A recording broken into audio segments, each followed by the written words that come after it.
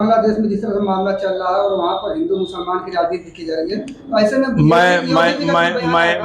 मैंने एक दिन कहा था कि मैं उस सृष्टि के रचयिता से प्रार्थना निवेदन करूंगा कि जो कुछ श्रीलंका और बांग्लादेश में हुआ वो दुनिया के और किसी देश में न हो।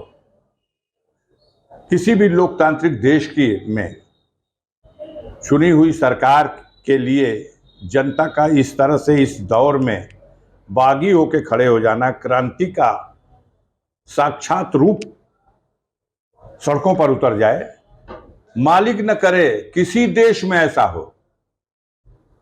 लेकिन दुनिया में ये एक पैगाम तो गया कि सबसे बड़ी ताकत जनता है। योगी जी ने जो बयान दिया कि बटेंगे तो कटेंगे, इसका क्या अर्थ निकाला जाए? उन्हीं से पूछिए।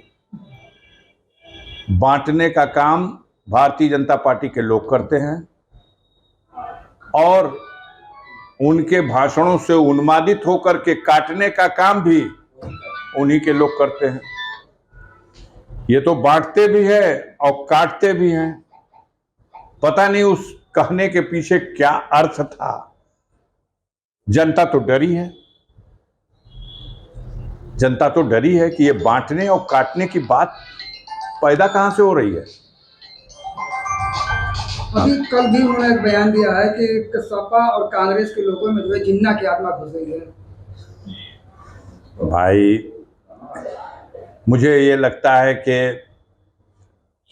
अब जो लोग हैं नहीं दुनिया में, उनका नाम लेकर के कोई बहुत इस तरह की टिप्पणी की जाए, हम ये कहने वाले नहीं हैं। हम ये इसके जवाब में ये कहने वाले नहीं हैं कि इनके अंदर किसकी आत्मा घुसी हुई है। कई लोग इसके जवाब में कह सकते हैं, अगर कोई कह दे कि इनमें नाथूराम गोडसे की आत्मा घुसी हुई है, जिसने महात्मा गांधी को भी नहीं बख्शा, कैसा लगेगा? जिना देश को बांटने वाला थे, तो जिना की आत्मा तो जो बंटवारे का समर्थन करने वाले हैं उनको उनके लिए हो सकती है, लेकिन जो बंटवारे का समर्थन नहीं करने वाले थे, जो देश को, भारत माँ को गुलामी की जंजीरों से आज़ाद कराने वाले थे, जो महात्मा गांधी के नारे पर करो या मरो, अंग्रेजों भारत छोड़ो का नारा देने वाले और उसके समर्थन में खड़े होने वाले लोग थे, उन पर तो ये कोई बनती नहीं है। बात तो उन पर बनेगी जो जब देश को मुक्त, आज़ादी से, अंग्रेजों की सत्ता से मुक्त कराने का संघर्ष चल रहा था, तो जो लोग किनारे खड़े हो गए थे, जिन लोगों ने कहा था कि नहीं, हम इस आंदोलन के साथ नहीं हैं, आप इतिहास उठा लो, पढ़ लो, जिन सारे सूरमाओं को वीर और महावीर की संज्ञा दी जाती है, जिन्होंने 10-10 बार माफी मांगा, उसको तो वीर कहा जाएगा, और जो हंसते हंसते फांसी का फंदा चूम लिया, उसको क्या कहा जाएगा? तो ये तो कंट्रोवर्सी की बातें हैं। 10 सीटों पर जो बाई इलेक्शन होना है, चिंता उसकी सता रही है। 2 प्रांतों में डिक्लेयर हो गया इलेक्शन, हरियाणा में।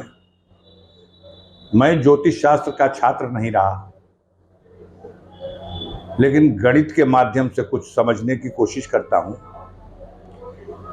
सारे देश को पता है कि 4 राज्यों में चुनाव होना था, लेकिन निर्वाचन आयोग की विश्वसनीयता पर आज प्रश्न चिन्ह उठ रहा है कि आखिर महाराष्ट्र का चुनाव क्यों नहीं डिक्लेयर किया, झारखंड का चुनाव क्यों नहीं डिक्लेयर किया। मजबूरी में 10 साल बाद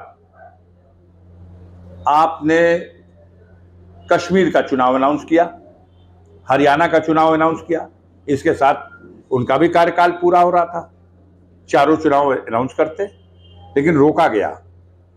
घटना हो गई, रोकने के बाद जो करना चाहते थे वो घटना झारखंड में हो गई। चंपई सोरेन को किस तरह से वर्गलाया गया, तोड़ा गया। अभी कश्मीर में बगावत हो गई, बहुत से छोटे बड़े लोगों को तोड़ा गया। पहली बार इतिहास में हुआ है भारतीय जनता पार्टी के कि इनके द्वारा प्रकाशित सूची इन्हीं के लोगों की बगावत के सामने वो वापस हो गई। पहली बार डिक्लेयर सूची वापस लेके, फिर क्या डिक्लेरेशन था, क्यों विरोध था? क्योंकि बाहर से दूसरी पार्टियों से आप किसी प्रलोभन से उनको जो छीन झपट के लाते हैं, उसको आप लोगों ने ऑपरेशन लोटस का नाम दिया है। उनको टिकट दिया गया था। कार्यकर्ताओं में बहुत ही आक्रोश था, विद्रोह था, और ये स्थिति उत्पन्न हो गई। तो बहरहाल देश ऐसे वक्त से गुजर रहा है। ममता बनर्जी का तो इतना वावैल है, एक घटनाक्रम हुआ है, हम उस घटना की घोर निंदा करते हैं। उनके दोषियों को कड़ी से कड़ी सजा दिलाई जाने की मांग करते हैं। पीड़ित परिवार को भारी सहायता देने की मांग करते हैं। लेकिन जब रेप जैसे अपराध की घटना हो, तो या बंगाल में हो, या अयोध्या में हो, या गाजीपुर के करंडा में हो, और या जखनिया में हो, उन घटनाओं को और उसमें लिप्त जो समाज विरोधी तत्व हैं, उनके साथ कार्रवाई में अगर भेदभाव किया जाएगा तो जनता में एक गलत संदेश जा रहा है। ये परिस्थितियां उत्पन्न हुई हैं। चुनाव के बाद लगातार महंगाई बढ़ी है, कानून व्यवस्था की स्थिति बद से बदतर हुई है, बेरोजगारों की समस्या का कोई समाधान नहीं हुआ। 69,000 शिक्षकों की भर्ती के सवाल पर जो हाईकोर्ट का निर्णय आया, उस निर्णय ने सबकी आंखें खोल दी। समाजवादी पार्टी के राष्ट्रीय अध्यक्ष माननीय अखिलेश यादव जी ने, कांग्रेस पार्टी के नेता माननीय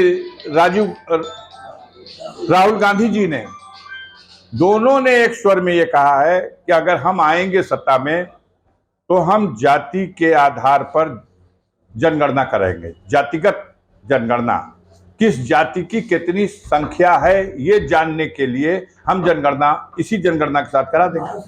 अब नई जनगणना शुरू हो गई है, तो नई जनगणना शुरू हो रही है, तो क्यों नहीं इसको जाति आधारित जनगणना आप करा देते हैं? जनगणना भी हो जाएगी और पता भी लग जाएगा किस जाति की कितनी संख्या है।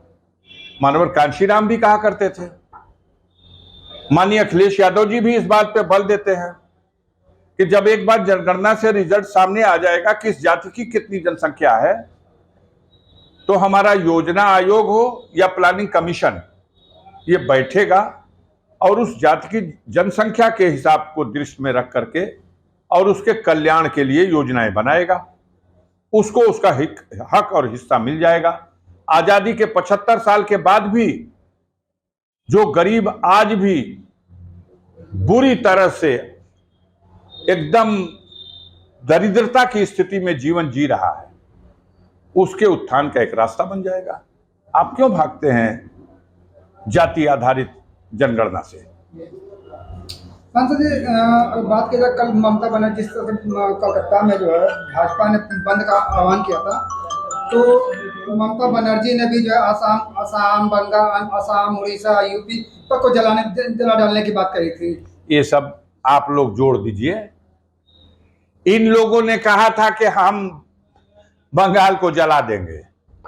ये लोग जला देने, बांट देने, काट देने, उड़ा देने, ठोक देने, मिला देने मिट्टी में, ये सब इन लोग डायलॉग हैं। ये किसी दूसरे के हो ही नहीं सकते। इस पर तो इनका एक तरह से पेटेंट है। इन डायलॉगों को कोई दूसरा कैसे बोलेगा?